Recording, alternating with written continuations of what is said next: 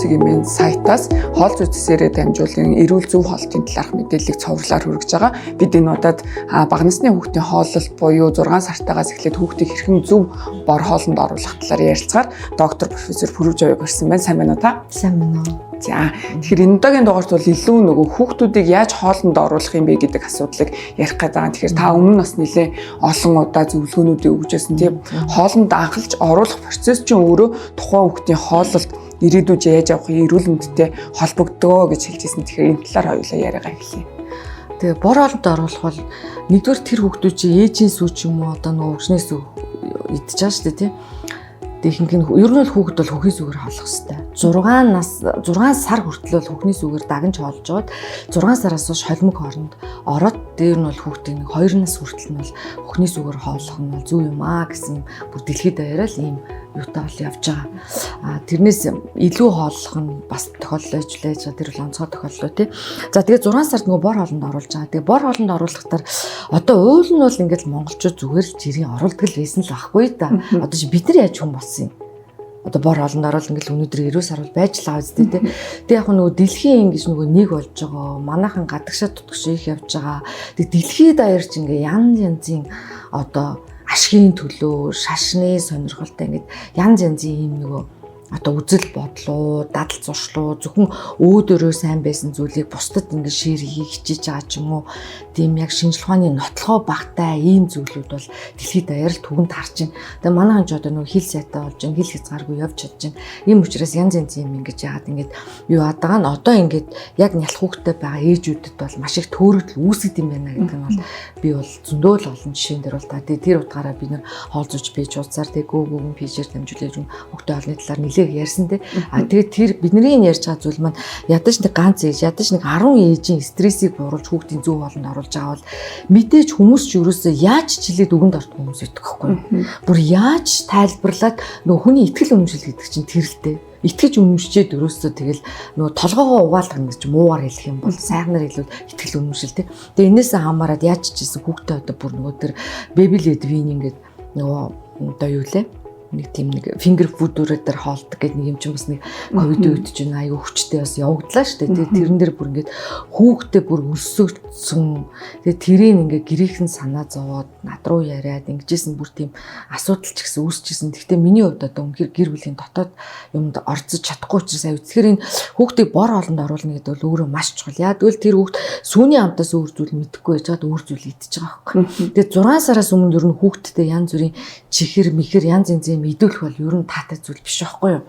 Тэгэхээр тэр хүүхд чинь нөгөө чихэрлэг амтанд дуртай. Тэгээ одоо монголчуудын өнөөдөр хүүхдүүд элсэн чихрийг хэрэглээ тий, энгийн сахарыг хэрэглээ, маш их өндөр түвшинд бүгдээрээ л чихэртэй мэдчихэж л тэндээсээ юм мэдсэн болдог. Энэ дадал зуршилжийг хизээ сууж байгаа гэдэг багнасан сууж. Тэрд хороотой танилцж явах үед нь л чихэрлэг амтанд оруулж байгаа. Тэгэхээр тэр одоо хүүхдийг багнаас нь 6 сард ингээд одоо юуны хоолнд оруулж яана гэдэг бол нэгдүгээр шинэ амтанд тасгаж байгаа. Ямар амтанд оруулах уу гэдгийг сургаж байгаа. Нөгөө талаар хооллох дадал зуршлын хамгийн анхны шат учраас хідэн цагт хооллохын ямар хэмжээгээр хооллох энэ бүх зүйлүүд яаж. Тэгэхээр хүүхдүүд аав ээж нар ер нь бол ээжүүд бол хүүхдээ бага наснаас 6 сараас эхлээд маш зөв хоолнд оруулах. За тэгээ юу идүүлэх юм бэ гэж гахаад байдаг байхгүй. Мэдээж эхлээд бас сүйтэй шингэн гаашнууд л идүүлэх нь хамгийн оновчтой. Яг тэр хүүхдөрөө сууж байгаа учраас шингэн гааш. Тэгээ манайх ерөөсөө хүүхдээ хоол гэхээр ганцхан манная каша гэдэг нэг тэрийг л ерөөсөө хүүхдэд зориулсан хоол гэж ойлгоцсон. Одоо тэгтээ бас харьцангуй гайгүй болж байна. Тэгэхээр тэр манная кашиг явахтай нөгөө дээр үед бол байсан л тэр байсан мал та нунтгалцсан, жижигэлцсэн, олдоц зэгтэн тэр байсан. Гэхдээ үнэхээр манная каш бол Улаанбаатар хийдэг. Улаанбаатарын дотор ирсэн нөгөө ширхтээ дээд гурилгээ манайхан яриад байдаг шүү дээ. Одоо бигийн хідэн жилээ 145 жилүү 55 жилүү гэдэг гурил одоо шүү дээ. Тэр гурил баггүй да. Тэр ширхтээ гурилын жоохон тэрнээс нэг үл алиг хідэн миллиметр ч юм уу 1 миллиметр ч юм уу том тэр нөө шүүрээр гаргахтаа л арай чон томоор гаргаад ирж байгаа юм манай каша гэдэг чинь Улаанбаатар гурилахгүй. Тэгэхээр зэрэг бид нэр хүүхдүүдэд манай каша өгөөд банту өгөөд тэгээ гурилтай шүл өгөөд ингээд хар зэрэг л ерөөсөө л Улаанбаатар гэдэг яваад байгаа. Тэгвэл элдв хангаа одоо чихэртэй янз янзын хүнс мүнс идүүлж яхахын оронд одоо тийм шүлтэй Улаанбаатар ч гэсэн хоол өхөн бол үр дүнтэй. Энэ бол муу бол биш. Гэхдээ шимт хижээлийн хувьд одоо манайхан чи бантын хийж өгнө гэхдээ нэг усан дотор нэг хитгэн ширэг мах ингэж хөөсрүүлж байгаа хутгаж агаад махаа шүүж авчаад дээр нь гурил хийгээ өгч. Энэ чи ямар шимтгийлэг болчиход нэг хүүхдүүд чинь шимтгийллийн дутагдалд орчод байгаа байхгүй юу. Тэгэхээр зэрэг шимтгийлтэй хоолд өгөхийн тулд яах вэ гэхээр зэрэг бид нар хэлээд байгаа шүү дээ. Ясны шүлэнд, махны шүлэнд, нооны шүлэнд.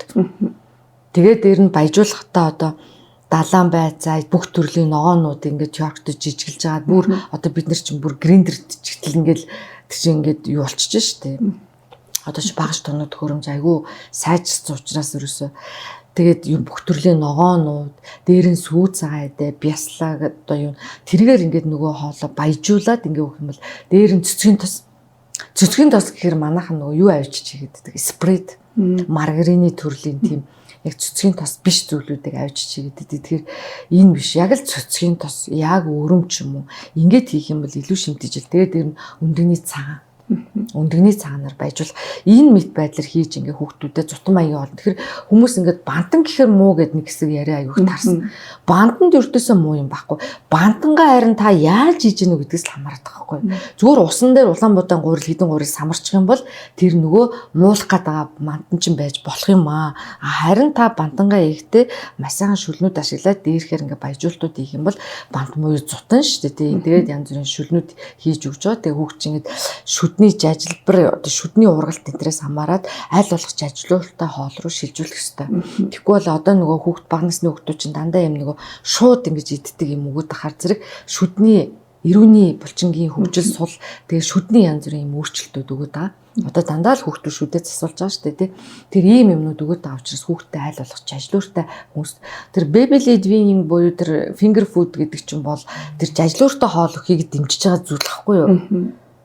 Буруу бол биш. Гэхдээ хамгийн гол нь нөгөө манайхан яахтай ерөөсөө дан ногоо өгөөд ах юм байна. Ерөөсөө нэг юу гэдэг нэг алим ч юм уу юм ингэж хуруу шиг зүсч өгчөөд өгөөд ах юм нэг шууд ингэж нөгөө ямар ч одоо юугүйгээр одоо хэлбэрдэн даван дуурах хэлбэрээр хийгээд хар нөгөө юм чинь буруу болоод байгаа хгүй. Тэгэхээр бантанд өрөөсөө буруу байхгүй. Бантан харин яаж хийж байгааг гэдэг ээжээс л хамаарч байгаа. Тэгээд ер нь хүүхдүүдийг бор хоолнд оруулахдаа хөхний сүгөө өгж байгаа ч гэсэн хажуугаар нь маш тогтмол цаг, тогтмол хэмжээгээр хоол идүүс сурах хэрэгтэй. Тэгэхгүй нөгөө эдгийхэн зоргоор ингээ өгөөд хар нөгөө хүүхдүүд чинь таргалаад ингээд бас биенжин илүүдл ингээд үүсэж тогтмол цагт гэдэг нь зайн ер нь хэд орчим байх вэ? 4 цагийн зайтай шүү дээ. Гэхдээ хөхний сүйтэй юм гэж хөхөө өгч байгаа шүү дээ. Тэгээ хөхний сүү чинь ээж болгонд янз.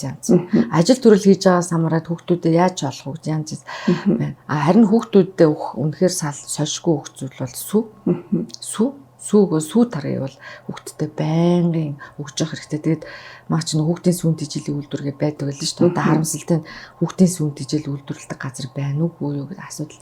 Тэгээд хүүхдийг бүр багаас нь одоо тараг өгтөж чинь чихэргүй ус сурах хэрэгтэй. Чихэр хийсэн ч гэсэн үл ялэг дөнгөж нэг амтлах төдий хийн өгөхөөс шиг 2-3 албаар нэгээл нялаас нь чихэртэй. Тэгээд тэр хүмүүсийн буруу хэрэглээ нүү чихэртэй мэрэглээд байгаа хэрэглээгийн дагаад одоо манай үйлдвэрлэгч нар ч бас хүүхдийн хүмүүс гэрээл нэг баахан чихэртэй үйлдвэрлэдэг нэг юм л юм болчиход байна. Тэгтэл чихэр гэдэг бол өөрөө хүүхдийн өсөл төгжил ирээдүйн эрүүл тэндэнд нь асар сөрөг нөлөөтэй учраас бид нар хүүхдүүдийн чихрийн хэрэглээг ер нь их багаас нь зөв байлгах хэрэгтэй. Тэр нөгөө нэг хэсэг бас одоо яаж байгаа мэдгүй нэг хэсэг нэг зурдаг кашнууд айгүй олон төрлөөр гарч ирсэн шүү дээ. Нөгөө буцалгаж хэрэглэхээсээ төрүүлээ шууд буцалсан усанд найруулждаг. Тэднэр ер нь хэр байдгийг. Яг тэр бол нөгөө тэр чинь нөгөө гол төлөв барууны орнуудаас орж ирж байгаа. Германых байдаг, Испаних байдаг, Японч байдаг хэ. Солонгос энэ тэр бол нөгөө бас хүмүүсийн хөдөлмөрийг хөнгөвчилж байгаа байхгүй юу. Гэртээ ингээл бас хоолын бантын хийх ч гэсэн одоо шүл буцалгаа шүлөө бэлдэж тавин ингээд тодорхойд. Гэтэл тийм цаг завтай тэрийг хийж чадах бас нөгөө урд үтэн хүн гэдэг чинь хоол хийж огт хийж чаддгүй хүмүүс бас байдаг шүү дээ амьдрал дээр тий. Тэгээ тийм хүмүүс ер нь нөгөө цаг зав хэмнэх ингээд олон янзын тэгээд одоо ч ерөөсөө бизнесийн 90 100 юу л бол юугаар хүмүүсийн хэрэгцээг хангаж л худалдаа 8 яаж зах зээлд гэдэг чи уусад зах зээлийн бизнесийн зарчим. Тэгээ тэр үднээсээ тийм зү. Тэгээ тэр бол яг л нөгөө шимт ижээлийн аль болох нөгөө цогцуулаад янз янзын будааны төрлүүд тэр чи хөвчлэн овисны будаа мудаатай байгаа шүү. Манайхан хушуу тарай гэж нэрлэдэг. Тэгээд энэ бол өөрөө нөгөө шимт ижээлийн ач холбогдолтой дор ажил хүүхдийн өтгөнийг хатуулахгүй. Ингэдэр байдаг учраас тийм бэлэн бэлтгэлүүд бол байгаа. Гэхдээ тэрнийг бол хэрэгжилж өгч болно. Тэрийг бол өгч болно. Гэхдээ одоо миний олон жилийн туршлагаас харах юм бол яг ээж нь тухайн үедээ махаа өшөглөө шүлөө гаргаад ингээ хоол өгж байгаа хүүхд бол гоё сайхан илгэн таарыг уулгаж байгаа хүүхд бол тэрийг өсөд дургуулхад идэггүй байхгүй. Тэр чи одоо яг тийм одоо шууд бэлдсэн хоолтой харьцуулахад одоо амт чанарын амтны хувьд бол гүцэхгүй. Тийм учраас хүүхдүүд бас голод идэггүй. Тэр миний амьдрал дээр ч бас тохиолдчихсон. Чи цаг заваараа сэмнэдтэй яарсан сандарсан зарим үед хүүхдээ хоол бэлтгэж үжихгүй тэрийг өмөр санагдсан шүү дээ. Тэгээс хүүхдийн бас амтлага мэдрэмжээс хамарч байгаа л да. Зарим хүүхэд тоохгүй идэж чадан зарим нь идэхгүй гол нь гих мэт хүүхдийн амтлага мэдрэмжээс. Тэгээ ер нь бага наснаас нэг тийм чихэртэй мэдвэл тэр каш тэр бэлтгэлүү чинь бас их чихэртэй шүү. Тэр ер нь их чихэр дуртай л хүүхд гарах. Тэгээ дэлхийрээ нэг л сахарын хэрэглээ асар өндөр байна шүү дээ. Ер нь хүүхдийн амтлах мэдрэмж нөгөө анх ямар хоолнд оруулсантай шууд холбоотой байдаг гэж хэлжсэн. Ер нь тийм. Ер нь тийм. Анх юу идүүлж уулгасан бэ гэдгээс л хамаарат байна. Тэгэхээр ээж нь эхнээсээ их тийм зөв амтанд дасгаа яваад байвал одоо биднийг ч гэсэн нэг юм гашуун хар кофе ууг зарим ууж чадахгүй зарим хүнд чинь ямар сайхан юм бэ гээ уугаад идэвс гэдэг чинь амтанд дасцсан л байдал байгаа даа гэсэн үг шүү дээ. Тэгээ манайхан ч монголчууд ч юм бол кофе уух гэж надад нэг чихэртэй л актер сүрхий юм л ууж байгаа шүү дээ. Тэгтэл кофе ч өөрөө ямар үед хэрэгтэй гэдэг вэхээр яг болж өгөл чансан болж өгөл хар кофе шүү дээ. Тэгэх юм бол үнэхээр хар кофе бол эрүүл мэндэд ач холбогдолтой. Аха. Дээрэс нь нөгөө нэг бантанг төрөө хэлжсэн шүү дээ. Ясны шүлэг гэдэг юм, булууны ясны шүлж гэдэг юм, янз бүрийн шүлэнд ногооны шүл гаргаж байгаа бантанд жишээлбэл хийх хэрэгтэй гэсэн тий. Тэрэнд юу гэдэг өдөрт хэдэн удаа эсвэл 7 хоногт хэдэн удаа гэсэн тийм тоо байдаг уу? Байхгүй. Хамаагүй юу тий. Ер нь бол өдөрч өглөөний хоол. Хүн бол ер нь 3 хоолтой шүү дээ. Тэгэхээр өглөөний хоол бол эдний өглөөний цайнд бол ер нь хүүхдүүд хамгийн оновчтой зүйл нь сайн сүйтэй, шингэн агшаамлууд л бүх төрлийн будаа. Бүх төрлийн будааг одоо бид нэр гэрийн дэрдэд гурил шиг болгочиж болж байна. Эсэн бол нялцатал шанжаад бүр цутам маягийн болгоод ингээ өгж болж байна. Ингээ янз бүрээр өгч болно те. Тэгээ тоногт хөрөмжөөч өнөөдөр үнэхээр сайжирчлаа. За тэгэхээр өглөөний цайнд бол өдрийн хоолнд бол бид нэр заашгүй махтай хоол өгнө. Болж үйл хүүхдээ нэлийн цатгахаар өгнө. Тэгээд оройны хоолыг нэг орой тулахгүйгээр одоо их орой байлаа гэхэл нэг 18 19 цагаас орой тулахгүйгээр оройны хоолыг өгнө. За ингээд энэ 3 хоол бол үнцөөл дундуур нь бид нар чинь нөгөө тарга, сүгэ, жимсээ өөр юмудаа өгш нөгөө янз бүрийн нухш зүйлүүдээ ингээд өгöd ингээд сурах чинь бол хүүхд ер нь бол нөгөө том босоо өнөөч гэсэн нэг тийм нэг их эвдэгдэхгүй ингээд яваад байна. Тэгээ хамгийн гол нь өглөөний хоолыг маш чанартай идүүл сургана гэдэг бол хүүхдийн ер нь хоолын чанартай өгнө гэдэг бол таны хүүхдийн за хүүхэд ингээд сайхан өндөр болоод харагдаад иж болно л доо. Аюу сайхан өндөр болоод аав ээжийн хүсэл түрээ сайхан өндөр байгаа ч гэсэн үнэхээр тэр ясны нягтан байна уу, оюун ухааны хөгжил, төсвөр төвчээр, булчингийн мас, хүч чадал, ахвал самбаа гэдэг энэ бүх зүйлүүд чинь бүрдэж гин үгүй гэдэг чинь бол бас ерөөсө бага насны хоолтын дэглэм хэв маяг тэгээ хөдөлгөөн тэр юмтай ерөөсө шууд холбоотой шүү дээ. Тэг гачин сайхан өндөр хэрнээ янз янзын өвчин цовлыг хэлээл ингээл те түүний туны амууд эсвэл булчингөө тэр байдагаас одоо хүүхдүүд чинь булчингийн хөгжил аюул сол болж ирж штэ. Дээрэс нь одоо юу гэдэг нөгөө нэг хүнс боловсруулж идэх гэдэг чинь өөрөө их тустай ойлголт байна гэж та нэг ярьсан байсан. Тэгэхээр тэрийг бас наривчлаад хэлвэл те яг яавал би боловсруулж идэх байгаа. За эхний ээлжинд бол нөгөө цагт нь хооллох хэрэгтэй мэн, тогтмол хооллох хэрэгтэй мэн, олон төрлийн хүнс хэрэглэх хэрэгтэй мэн. За тэгэнгүүт нөгөө хүнсээ яаж зөв боловсруулах юм бэ гэдэг дээр бас зөвлөх өгвөл. Тэг хүүхдийн хоолн дээр бол маш сайн чансан. Одоо шин мах өгмөр байсан ч гэсэн маха бүр ингээд за яг машинцсан мах энтрийг бол яаж болно. Гэхдээ би хэлээд байгаа шүү дээ тий. Усан дотор одоо хүүхдэд тоологч нэг жохон бант хийж байгаа. Жохон зутаа хийж байгаа, жохон хоол хийж байгаа. Гэтэл дотор нэг сандал жохон мах хийж байгаа зү. Тэр юу ч биш байхгүй юу. Тэгэхээр зэрэг аль болох ясны шүл, ногооны шүл, ясны шүлдээ заавал булан гэдэг малгаад мэдээж булууны ясны шүл бол их булууны ясыг бид нар олон дахин шүл гаргаж болно. Хамгийн багадаа бид нар 3 удаа чанж болно. Булууны ясны шүлэн дээр ер нь ясны шүлийг бид нар 3 удаа чанж. Бүх төрлийн ясны шүлийг бид нар гаргаж болно. Одоо шинэ гэрт мах чанаад идлэхэд ясын ингэж хурааж авчаад тэгээд нөгөө янз янзын хүмүүс гараараа арай тэр шин мүлжиж өрөөд идсэн байгаа шүү дээ. Тэнгүүд яснуудаа буцаагаад халуун ус ижаад нэг буцлах хэвээр. Тэр нь юу ариутгах чинь гэсэн үг байхгүй юу? Одоо янз янзын хүмүүст чинь гар хөлөөрөө бариад ингэж идсэн яснууд байгаа шүү дээ тий. Тэгэхээр тэрийгэ нэг халуун ус хийгээд бөөнд нэг савнд хийж чад тэгээд нэг ингэ сайн буцлаа ариутгах чинь гэсэн үг байхгүй юу? Тэгээд тэр усаа хасгаад тэнгүүд яс чи ерөнхийдөө одоо эрүүл ахуйн хувьд бол аюулгүй болчихно гэсэн үг шүү дээ. Тэнгуут нь тэрийг чанаад янз янзын ясыг бол одоо нуруу сэрний яс, үзүүний яс мас ч юм уу эний дээрээ байвал нөгөө голынх нь нөгөө юу гэдэг вэ нугснууд тий нугснуудыг авчаад нугстай чанахаар шүлж байгаа тийм бохирдуу болоод идэг. Тэр нэг хортооч юм биш л дээ. Гэтэ нэг хоолч бас нэг өнгө зүмжтэй авах хэрэгтэй шүү дээ тий. Тэгдэг учраас тэр мөрөөс нь цэвэрж жаад нэг удаа буслаа авч. Булууны ясыг бол бид нэр хамгийн багадаа 3. Тэгээд нөгөө шүл гарч байгаа байдлаас нь хамаарат амтнуудын хүн хараад асууд мэдэн шүү дээ тий. Тэрнээс нь хамаарат 4-5 удаа чанагч юм тохиол байж болно. Тэгээд ясаа яаж нөр хөлдөөцсөн байж чад буцаж байгаа чанж болно. Айруу ойрхон чанагч байгаа усан твтэй чаад чанаадах юм бол илүү сайн шүлэн сайн гарч ирдэг. Тэгээд шөлөө гаргаад нөгөө шилийн юм контейнеруудад ч юм уу хийгээд хөлдөөчнө. Тэгээд ивэл хүүхдээ юм. Тэгэхээр шүл чанахад бол ер нь одоо чинь бид нар бантанч байна, ноото шүлж юу ч ер нь ямар нэгэн шүлэн дээр бэлтгэх бол үнэхээр ач холбогдолтой. За. Түүнээс биш ус руу нэг хідэн ширхэг хайчаад идэх бол тийм таатай зүйл биш байхгүй юу.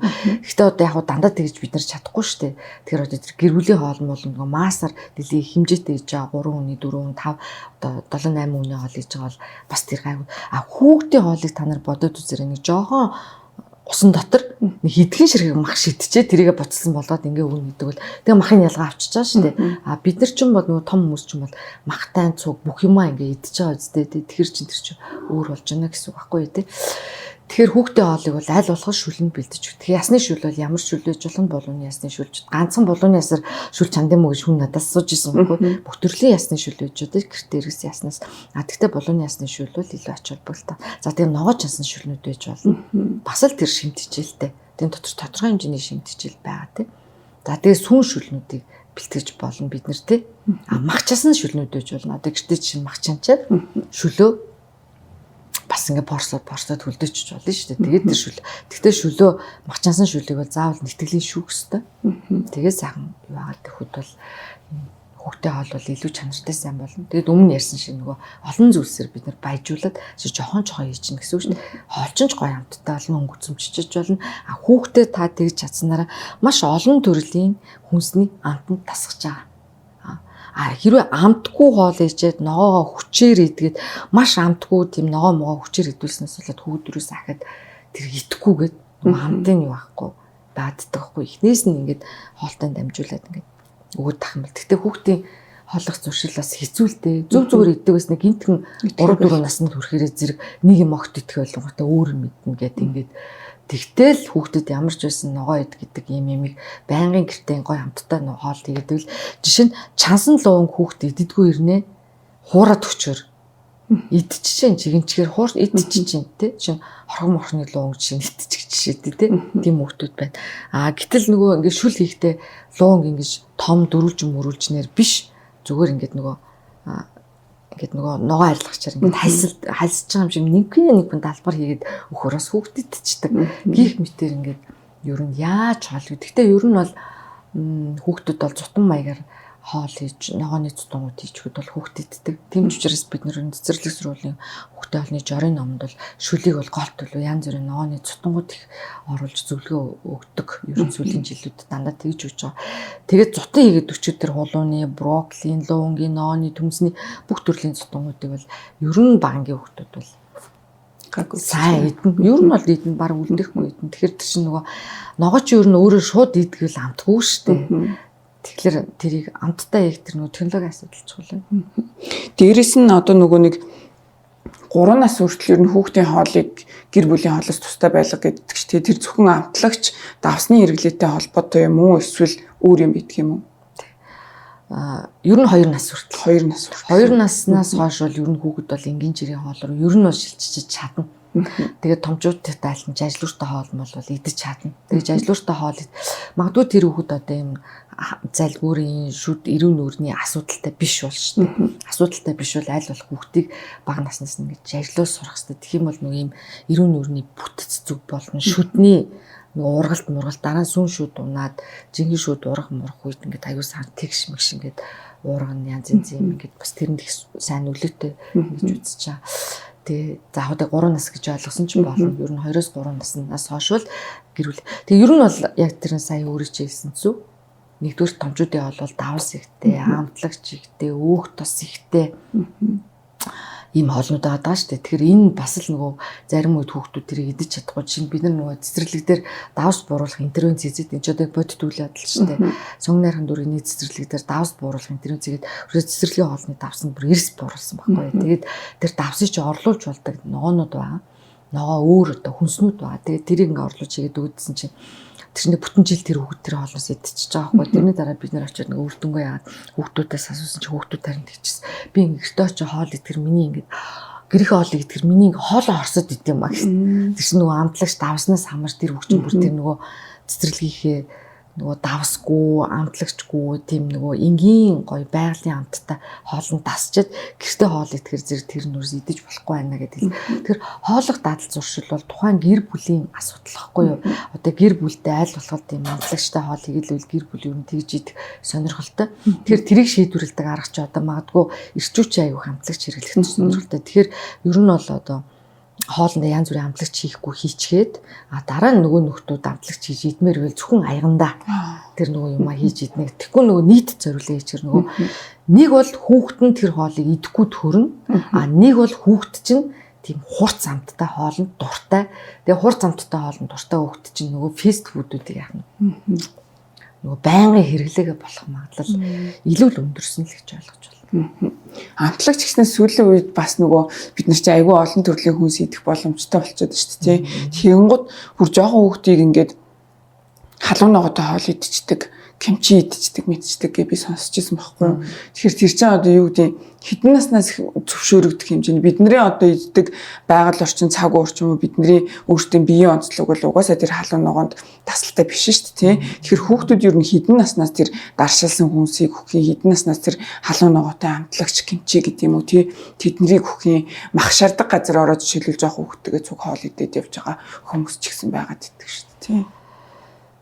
Гоод тэгээд бид түр хэлсэн шүү дээ. Яаж ч хилээд үгэнд ордоггүй өөрсдийнхөө зөв тэр одоо нялх хүүхдтэй тэр маханд очиод кимчинд нөгөө юуг нь хийчихэд ингээ идүүлж байгаа зөв гэж ойлгож байгаа тийм хүмүүсийг бол бид нэр өөрчилж чадахгүй л дээ. Тэр хүмүүс хизээ ойлгох үгээр хүүхд нь өвдсөний дараа өөрсдөө өвчин зовлон тусны дараа хооллох дадал зуршил нь буруу байна гэж ойлгож байгаа нь өнөөдөр Монголд бол хамгийн эмгэнэлтэй зүйл болчиход байгаа байхгүй юу? Тэгээ өвдсөн хэрнээ хооллох дадал зуршлаа өөрчлөхгүй өвцөр аваад тэр баг хоолноос болоогүй гэж ойлгож байгаа тийм хүмүүстэй ч одоо бид нар зөндөл таарч байна л да. Таарч нэг хэцүү. Энэ одоо өвчл эрс багтай амьдралын чанараараа өндөр гарсан улс орнуудыг үзэл да одоо шин Финланд улс байна, Япон байна. Тэргэлдээ одоо бүр ингэж тэр улс орнуудад бол яг энэ гэр бүлийн хоолтын юу бол маш одоо нарийн одоо нэг талдаа уйтгартай юм шиг гэж бид нар харж болохоор боловч нөгөө талдаа тэнд эцсийн дүндээ амьдрал юунд очиж байгаа юм хамгийн гол нь 90 сар бол уртуудаа аз жаргалтай амьдрах тал оршиж байгаа үстэй. Түүнээс гамбургер идээд өдөр болгон одоо магшарж идээд тах чи амьдралын үндсэн зорилго бас биш үстэй. Ер нь бол тийм ийм байна да. Тэгэхээр энэ хүмүүсийг багаас нь энэ талын ойлголтуудыг зөв суулгах, тэрэн дээр сонголтоо хийж чаддаг болох, төвчээртэй болох энэ зүйлүүд юусоо бага наснаас эхэлнэ. Тэгэхээр цэцэрлэг сургуулиас эхлээд бид нэр ийм хүүхдүүдийг хүмүүжүүлж гаргаж иж ирээдүйд бид нэр одоо ирээдүгээ ийм одоо өвчин зовлон багтай тэр хөгжиж байгаа одоо хөгжингүү байгаа тэр улс орнуудын зэрэгт авич нүг гэхээс биш өнөөдөр энэ нөгөө буруу зүрх идэж ууж байгаа энэ одоо эцэг эхчүүдийг өөрчлөн гэдэгт бол баг найдвар айгүй бага юм байна гэж одоо би бол бүр үнээр одоо миний хувийн өөр үзэл бодол шүү дээ. Миний хувьд бол тэгж бодож байгаа. Тийм ч учраас энэ буруу зүрөө хоолдог аав ээжид бид нэр хүүхдүүдийг одоо даатгаад эцэг их нь хариуц гин гэдэг чинь ерөөсөө болдгүй байна гэдэг чинь угаас энэ гадны улс орныхын чи ярьдаг байхгүй. Эцэг ихэд ерөөсөө хүүхдийг хариуцуулж болохгүй. Яг л эцэг эхчүүд өөршгөл болгоно. Гэтэл бид нэр тэр хүүхд чинь энэ улсын иргэн учраас бид нэр ирээдүйд тэр хүүхдийг энэ улс оронд хүчин чадвартай хүн болгохын тулд боловсролын тогтолцоо байгаа нийгмийн одоо бодлогоч явж байгаа маа гэж угаасаа би одоо их олон одоо мундаг профессорууд гадны одоо хүмүүсийн одоо энэ чиглэлийн одоо манай эрүүл мэндийн чиглэлийн хүмүүсээс сонсч ирсэн. Тэгээ би тэр үедээ ямар сони манай ч юм бол эцэг нь хариуцах хэрэгтэй гэж орлоод байдаг үстэй тий.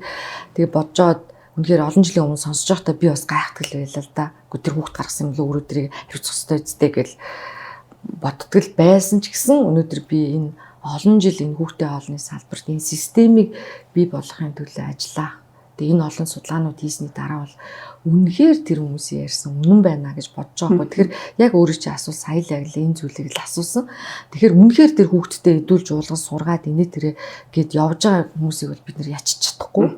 Харин тэр хүүхэд цаашдаа буруу олдоо болохоо зөв болох гэдэг нь хүүхэд бас өөрөө одоо маа залуу ер нь энэ сүүлийн үеийн залуучууд аяа өөр болсон. Аюу өөр одоо аминдаа хайртай гэж ярьдаг штэ биендээ хайртай өвдөж зовхгүй байхад л яг үл тэд нар чинь нүдэн дээр аюу болон өвчин зовлонтой хүмүүс харж байгаа энэ их юм хэрглэж байгаа энэ харж байгаа учраас өвдөхгүй гэдэг нэг юм юм бол одоо залуучуудад бас үүссэн. Харамсалтай нь одоо энэ залуу хүүхдүүд дотор одоо чинь би ч оюутнуудтай ажилладаг хүн шүү дээ. Ер нь хүүхдүүд айгүй хөвчтэй.